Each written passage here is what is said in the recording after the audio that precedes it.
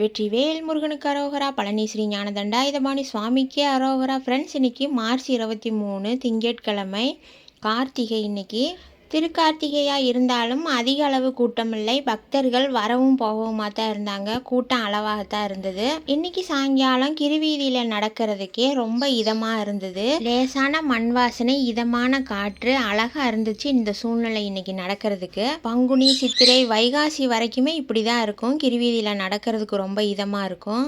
மனசுக்கும் ரொம்ப மகிழ்ச்சியாக இருக்கும். ரோப்கார் ஸ்டேஷனில் கூட்டம் சுத்தமாகவே இல்லை. விஞ்சு ஸ்டேஷனில் தான் கொஞ்சம் கூட்டம் இருந்தது.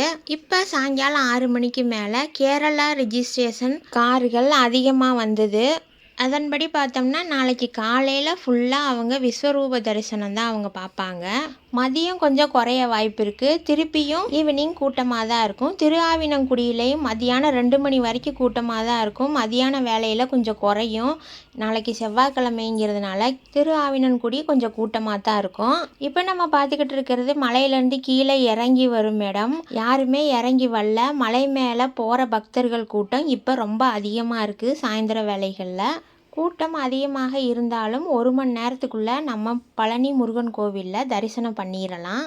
எலெக்ஷன் முடிய வரைக்குமே விஐபி தரிசனம், விஐபி கட்டண தரிசனம், சிபாரிசு கடிதம் எல்லாத்தையுமே ரத்து பண்ணியிருக்காங்க. நாளை வேறொரு தகவலுடன் சந்திக்கிறேன். நன்றி, வணக்கம்.